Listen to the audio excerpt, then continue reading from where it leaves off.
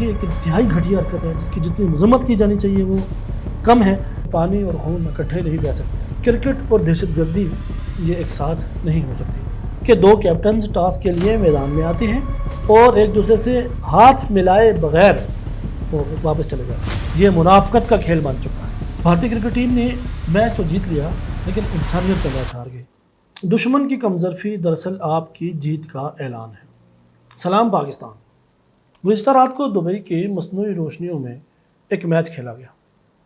वो मैच था या दो तहजीबों की जंग, इस पर आज की इस वीडियो में हम खुलकर बड़ी तफसीली गुफ्तगू करेंगे। मैच से पहले क्या हुआ, मैच के दौरान क्या हुआ और फिर मैच के बाद क्या हुआ। वीडियो उमूमी तौर पे जो हमारी रिकॉर्डिंग होती है उससे थोड़ी सी लंबी हो सकती है, इसके लिए पेशगी माज़रत चाहूँगा, लेकिन मौज़ूआत ऐसे हैं कि मैं चाह कर भी अपने आप को नहीं रोक पा रहा। सबसे पहले मैच से पहले जो कुछ हुआ उस पर बात करते हैं। भारत में मार्का हक के बाद पाकिस्तान के हाथों बदतरीन शिकस्त खाने के बाद एक फ़िज़ा बनी हुई है कि पाकिस्तान से जो उनकी शिकस्त उनको मिली है, उनके 6 राफेल गिरे हैं, उनके बाकी तैयारे उनके गिरे हैं, बड़ा नुकसान हुआ पूरी दुनिया में, जो उनको सुबकी उठाना पड़ी, जो शर्मिंदगी उठाना पड़ी पाकिस्तान के हाथों, इन तमाम तर बातों के बावजूद भारत में एक फ़िज़ा है और वो फ़िज़ा ये है कि पाकिस्तान के साथ किसी भी किस्म का कोई भी मैच, किसी भी किस्म का कोई भी ताल्लुक़ नहीं रखना चाहिए। उनके वज़ीर आज़म का एक बड़ा मशहूर जुमला है कि पानी और खून इकट्ठे नहीं बह सकते। उन्होंने पानी बंद कर दिया। अब दोबारा से एक और जुमला वो फैला रहे हैं और वो ये कहते हैं कि क्रिकेट और दहशतगर्दी ये एक साथ नहीं हो सकती। मैं यहाँ पे भारतीय मीडिया की मुनाफकत को आया करना ज़रूरी समझता हूँ कि ये लोग भारतीय मीडिया पे बैठे चीखते चिंगाड़ते कुछ इंसान नुमा जानवर ये कहते हैं कि पाकिस्तान के साथ मैच नहीं होना चाहिए। इस सिलसिले में वो BCCI यानी भारतीय क्रिकेट बोर्ड को मूर्द इल्ज़ाम ठहराते हैं। इसी सिलसिले में वो एक लेजेंड सचिन तेंदुलकर को तंज का निशाना बनाते हैं। वो MS धोनी को तनकीद के तीरों से छिलनी करते हैं। वो राहुल द्रविड़ को कटहरे में खड़ा करके सवाल पूछते हैं कि तुम क्यों नहीं बोल रहे। वो सौरव गंगोली से पूछते हैं कि तुम्हें क्रिकेट ने इज्जत दी है, तुम इस मौके पे क्यों नहीं बात करते। लेकिन उनकी मुनाफकत इस तरह से पहचानिए कि ये लोग कभी भी भारतीय हुकूमत के ख़िलाफ़ बोलने की जुर्रत नहीं करेंगे, क्योंकि एट द एंड फैसला मैच खेलने का पाकिस्तान के साथ ये भारतीय हुकूमत ने किया था। भारतीय हुकूमत ने जब ये कहा कि मैच खेलने की आपको इजाज़त है तो तब वो मैच खेलने के लिए मैदान में उतरे। मैंने पहले भी बहुत सारी वीडियोस में ये बात जिक्र की है कि बाप और ना भैया सबसे बड़ा रुपया। रुपये का कोई धर्म नहीं होता, रुपये का कोई मज़हब नहीं होता। ब्रॉडकास्टर जिन्होंने 47 अरब पाकिस्तानी रुपयों में एशिया कप के हुकूक खरीद रखे हैं, उनको पाकिस्तान भारत जंग से क्या लगे, उनको जज्बा हुब्बुल वतनी से क्या लगे। और आपका क्या ख्याल है कि जिस भारतीय कंपनी के पास ये राइट्स मौजूद हैं, उन्होंने क्या भारतीय क्रिकेट बोर्ड के जो इस वक्त सरबराह हैं उनके साथ ये राइट्स खरीदते वक्त उनको कमीशन नहीं दिया होगा? ज़रूर दिया होगा। तो इतने बड़े लेवल पर पैसे खाने के बाद आप बाइकाट की बातें करते हैं तो दर हकीकत आप खुद अपनी कमजोरी का ऐलान करके फरीक मुखालिफ की जीत का मैच से पहले ही ऐलान कर देते हैं। फिर चलते हैं मैच की तरफ। बड़ा वावेला मचा था, मैच नहीं होगा, ये नहीं होगा, एंड टाइम पे भारतीय हुकूमत एक्सटेंड कर सकती है भारतीय जनता को खुश करने के लिए कि हम मैच नहीं खेलेंगे। लेकिन फिर टॉस हुआ। जो मैच रेफरी हैं उन्होंने दरख्वास्त की कि भाई दोनों कैप्टन हाथ नहीं मिलाएंगे, और मेरे ख्याल में तारीख़ में पहली मरतबा ऐसा हुआ कि दो कैप्टन टॉस के लिए मैदान में आते हैं और एक दूसरे से हाथ मिलाए बगैर वो वापस चले जाते हैं। क्रिकेट को कहा जाता था कि ये जेंटलमैन गेम है, ये शुरफा का खेल है, लेकिन अब भारत के हाथों ये जो हरकतें हो रही हैं पूरी दुनिया इसको देख रही है। लगता नहीं है कि ये शुरफा का खेल बाकी बचा है, ये पैसे का खेल बन चुका है, ये मुनाफकत का खेल बन चुका है। ये तो थी मैच से पहले की बात है। पाकिस्तान ने टॉस जीता और टॉस जीतकर पहले बल्लेबाजी का फैसला किया। ज़रा पाकिस्तानी बैटिंग लाइन पर नज़र दौड़ाते हैं। हमारे पास اوپنر کے طور پہ سائم ایوب اور صاحبزادہ فرحان تھے. میں سب سے پہلے یہ بات کرنا چاہوں گا ٹاس جیتنے کے بعد کے حوالے سے کہ پاکستان نے ٹاس جیت کر پہلے بلے بازی کا فیصلہ کیوں کیا. اس لیے کہ دبئی کے میدان میں گزشتہ 8 میچز میں، یہ پاکستان انڈیا کا میچ اس سے پہلے کی بات کر رہا ہوں، 8 میں سے 7 میچز میں وہ ٹیم فتح یاب ہوئی ہے جس نے دبئی کے اس میدان میں رنز کا تعاقب کیا ہے، رنز چیز کیے ہیں، وہ ٹیم کامیاب ہوئی ہے. تو اتنی بڑی گراؤنڈ ریئلٹی کو کیسے آپ بھول سکتے ہیں اور ٹاس جیت کر آپ نے بلے بازی کا فیصلہ کر لیا. اور پھر سائم ایوب کو دیکھیے، پچھلے میچ میں عمان کے خلاف وہ پہلی گیند پر آؤٹ ہوئے اور اس میچ میں بھی پہلی گیند وائڈ ہوگی، وہ تو لیگل ڈیلیوری تھی نہیں. جو میچ کی پہلی لیگل ڈیلیوری تھی اس پر انہوں نے ہاردک پانڈیا کو شاٹ کھیلنے کی کوشش کی اور ہاف شاٹ کھیلی، سیدھا جسپریت بمراہ کے ہاتھوں میں گیند کی اور ان کی وکٹ گر گئی. یعنی کہ عمان کے بعد بھارت کے خلاف بھی وہ پہلی ہی گیند پر آؤٹ ہو گئے. میں حیران ہوں کہ گزشتہ 5 میچز میں وہ 3 میچز میں وہ 0 پر آؤٹ ہو چکے ہیں اور بہت بڑا ان کے اوپر پریشر ہے. کہا جاتا تھا کہ پاکستان کرکٹ ٹیم اس وقت فیئرلیس کرکٹ کھیلے گی، ماڈرن ڈے کرکٹ کھیلے گی، لیکن یہ کارکردگی اوپنرز کی دیکھ کر کیا آپ کو بابر اور رضوان کی یاد نہیں آ رہی؟ کیا بابر اور رضوان سے بہتر نہیں تھی؟ 128 میچز میں بابر اعظم ہر 3 میچز کے بعد 50+ سکور بناتا تھا. 3 اس کے پاس انٹرنیشنل 100 اس کے ریکارڈ پر، T20 انٹرنیشنل میں اس کے ریکارڈ پہ اس کے نام کے آگے جگمگا رہے ہیں. آپ نے محض اپنی ذاتی بغض اور اناد کی خاطر جی وہ ٹک ٹک کر کے کھیلتے ہیں آپ نے باہر نکال دیا. دوسرے اوپنر ہیں ہمارے صاحبزادہ فرحان، انہوں نے 44 گیندوں پر 40 رن بنائے اور اس میں 1 چوکا اور 3 چھکے شامل تھے. ان کا سٹرائک ریٹ ہے 90 کا. یہ ہے T20 میں ماڈرن ڈے کرکٹ کھیلنے والے ہمارے جو کیپٹن ہیں سلمان آغا، ان پہ بھی ہم بات کریں گے. سلمان علی آغا کی بجائے سلمان علی دغاباز کہنا چاہیے ان کو، ان پر بھی بات کریں گے. ہمارے جو کوچ ہیں مائک ہیسن، ان پر بھی بات کریں گے. ہمارے جو ڈائریکٹر کرکٹ ہیں عاقب جاوید، ان پر بھی ہم بات کریں گے کہ 44 گیندوں پر 40 رنز انہوں نے بنائے، 79 منٹ انہوں نے بیٹنگ کی، 1 چوکا اور 3 چھکے لگائے. البتہ ایک اچھی بات یہ ہے کہ کسی بھی انٹرنیشنل میچ میں پاکستان کی جانب سے بمراہ کو پہلی دفعہ کسی پاکستانی کھلاڑی نے چھکا لگایا ہے. اندازہ کر لیجئے کہ بمراہ ہمارے پاکستانی کھلاڑیوں کے اوپر کس شدت سے ان کے اعصاب کے اوپر سوار ہے. جو مرضی ہو جائے پاکستانی کھلاڑی اس کے دباؤ سے باہر نہیں نکل سکتے. تو صاحبزادہ فرحان نے 1 نہیں 2 چھکے بمراہ کو لگائے تھے. تو 44 گیندوں پر 40 رنز کی یہ اننگ میں سمجھتا ہوں کسی بھی طریقے سے ڈیفینڈیبل نہیں ہے، اس کو دفاع کے قابل اس کو نہیں سمجھانا چاہتے. پھر اس کے بعد آتے ہیں محمد حارث. حارث صاحب بیان دیتے ہیں کہ بابر اعظم کو اپنی بلے بازی کا جو سٹائل ہے چینج کرنے کی ضرورت ہے، ان کو تھوڑا تیز کھیلنے کی ضرورت ہے. بھائی تیز کھیلنے میں اور پاگل پن ہو کے احمقانہ انداز میں بلے گھمانے میں، انواع بلہ گھمانے میں زمین آسمان کا فرق ہے. آپ بابر کو تو سمجھا رہے ہیں، خود آپ کی کرکٹ کیا ہے؟ عمان کے خلاف ایک جو ایسوسیٹ ممبر ٹیم ہے، فل ممبر ٹیم بھی نہیں ہے ICC کی، اس کے خلاف آپ کی نصف سینچری سے آپ یہ سمجھتے ہیں کہ اعتماد واپس آ گیا. آپ نے جس برے انداز سے بمراہ کو سائم ایوب کے آؤٹ ہونے کے باوجود جو انواع بلہ گھما کر اپنے وکٹ پیش کی ہے، میں سمجھتا ہوں کہ کوئی کلب لیول کا کھلاڑی بھی اس طرح کی حرکت نہیں کرتا. پھر ہیں فخر زمان. دیکھیے انڈیا کے پاس 3 اسپنرز ہیں، کلدیپ یادو، اکشر پٹیل اور ورن چکرورتی. یہ تینوں انتہائی ٹاپ کلاس کے اسپنر ہیں اور بھارتی اسپن جو شعبہ ہے پوری دنیا میں اس نے اپنی دھاک بٹھائی ہوئی ہے. رنز نہیں آ رہے تھے، وہ ہلنے نہیں دے رہے تھے بلے بازوں کو، تو آپ لوز گیند کا انتظار کیوں نہیں کرتے؟ فخر زمان نے وہی کیا اور جب رنز نہیں آئے انہوں نے ایک اچھی بال کے اوپر اونچا شاٹ کھیلنے کی کوشش کی اور 15 گیندوں پر انہوں نے 17 رنز بنائے، جس میں 3 چوکے شامل تھے اور وہ اپنی وکٹ تھرو کر کے چلتے بنے. اصل میں مسئلہ یہ ہے کہ جتنے بھی کھلاڑی ہیں ان کے اوپر ایک خوف سوار ہے، اور وہ خوف یہ ہے کہ اگر ہم کنڈیشن کے مطابق کھیلیں گے، میچ اویئرنیس کے مطابق کھیلیں گے، تو ہمارے اوپر بھی یہ الزام لگ جائے گا کہ بھائی ٹک ٹک کرتے ہیں. بھائی آپ لوز گیند کا ویٹ کر لیجئے پلیز، اور جیسے ہی لوز گیند ملتی ہے آپ اس کو اٹھا کے باہر پھینکیں. سنگل روٹیٹ کرتے رہیں، اسٹرائک روٹیٹ کرتے رہیں، گیپ تلاش کرتے رہیں، لیکن نہیں.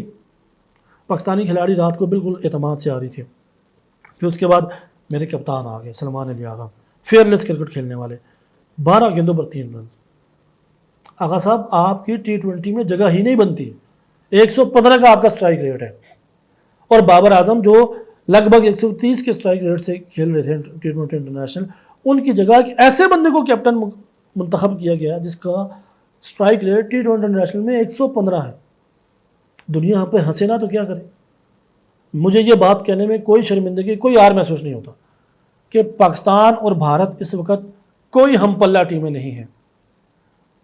میچ سے قبل، بلکہ ٹورنامنٹ سے قبل، ایک بھارتی تجزیہ کار نے جب ایک بات کہی، صدقہ کرکٹر نے، کہ ایشیا کپ میں افریقہ کو شامل کر کے اس کا نام ایفرو ایشیا کپ رکھ دینا چاہیے تاکہ تھوڑا سا بیلنس ہو سکے اور ان میچز کا مزہ آئے۔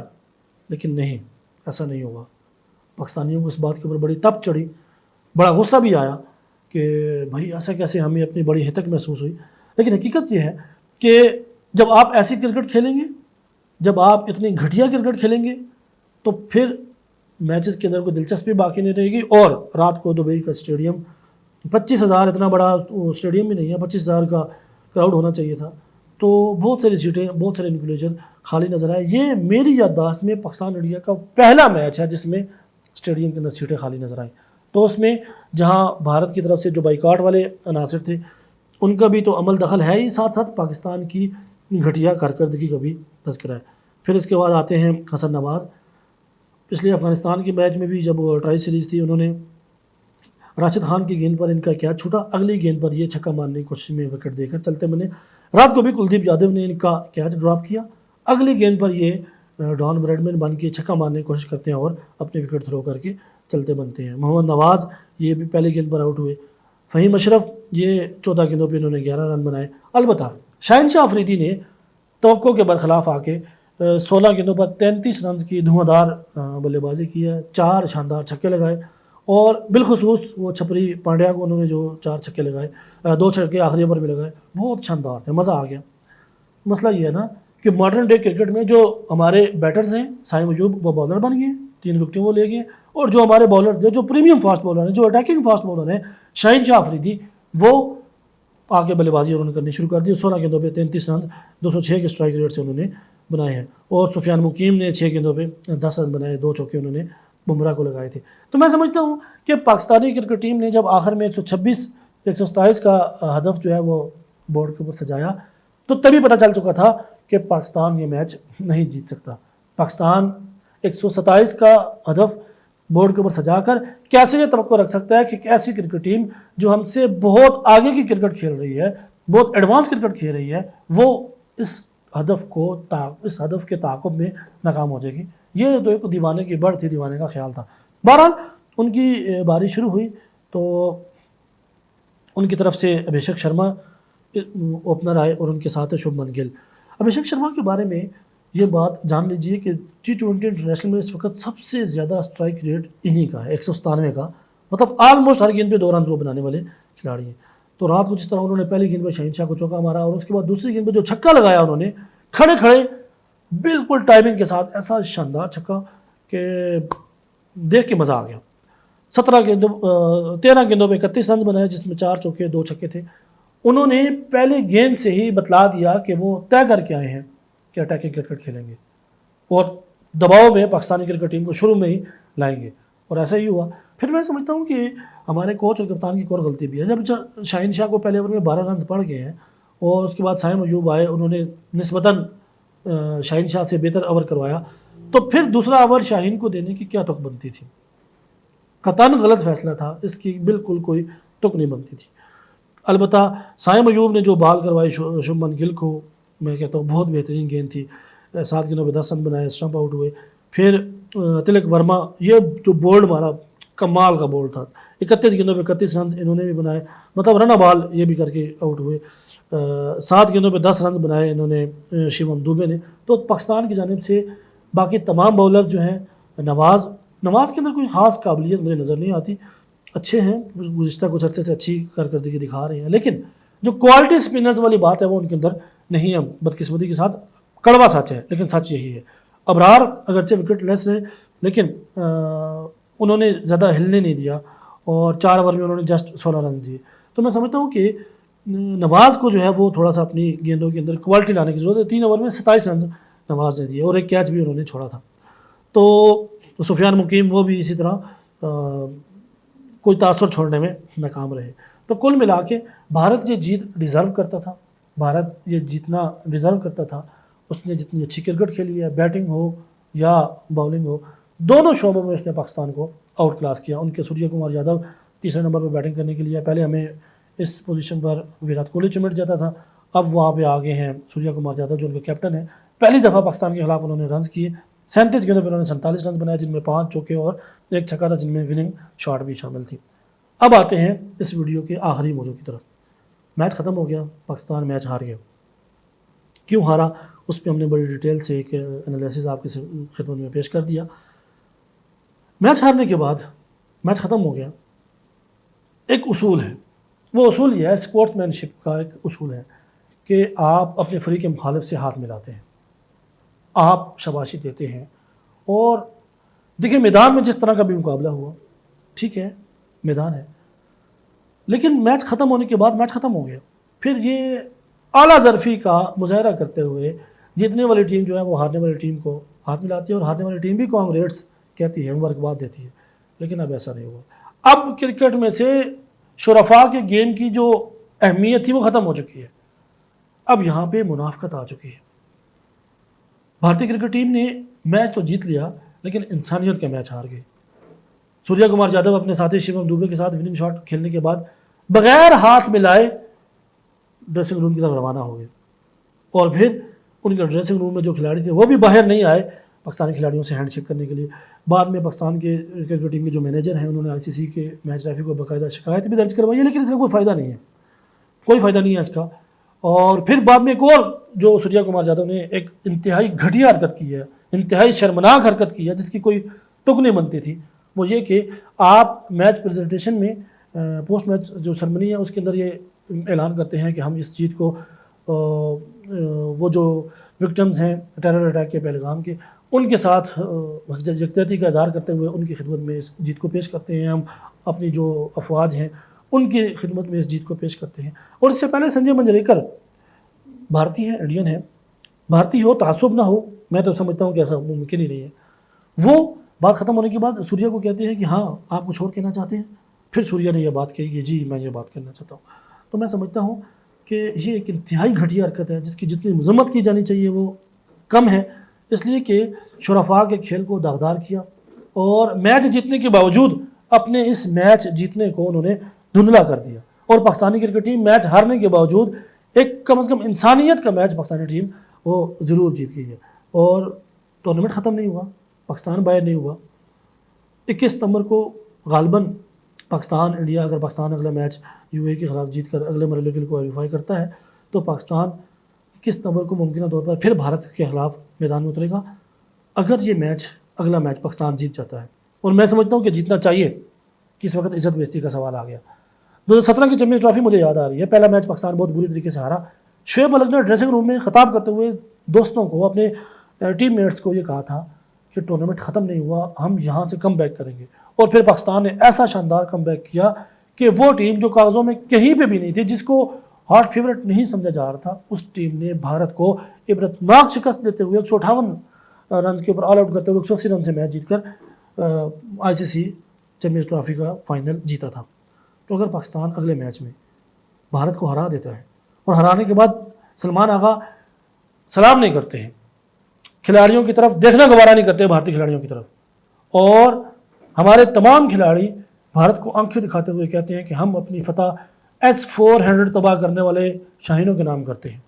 اگر وہ یہ کہہ دیں کہ ہم یہ فتح بھارت کے رافیل گرانے والے ہمارے جو جانباز ہیں ان کے نام کرتے ہیں، اگر وہ یہ کہہ دیں کہ ہم اپنی اس آرمی کے نام کرتے ہیں جس نے محض 4 گھنٹے میں بھارت کے غرور کو اس کے گھٹنوں پر لا کر، بھارت کا غرور نکال کر اس کو ناک کی لکیریں نکالنے پر مجبور کر دیا تھا، تو پھر ان کی کیا حالت ہوگی؟ پھر یہ کہاں جائیں گے؟ پھر وہ ہاہاکار مچے گی کہ الامان والحافظ. لیکن میں سمجھتا ہوں کہ کرکٹ شرفاء کی گیم ہے، کرکٹ جنٹل مین گیم ہے. اس کو سیاست سے، اس کو منافقت سے پاک رکھنا چاہیے. کیوں؟ اس لیے کہ وہ واحد گیم ہے جس کے ذریعے دو ملک ایک دوسرے کے قریب آ سکتے ہیں. آپ باہر تماشائیوں کا حال دیکھیے، کل وہ ایک دوسرے کو گلے میں رہے تھے، پاکستانی اور انڈین، وہ آپس میں ایک دوسرے کے ساتھ ہنسی مذاق کر رہے تھے. لیکن جو پروفیشنلز ہیں ان کا حال دیکھ کر کرکٹ کا سر شرم سے جھک گیا ہے اور اس کی جتنی مذمت کی جانی چاہیے اتنی مذمت کرنا. اگلی ویڈیو میں آپ سے دوبارہ ملاقات ہوگی. اللہ حافظ.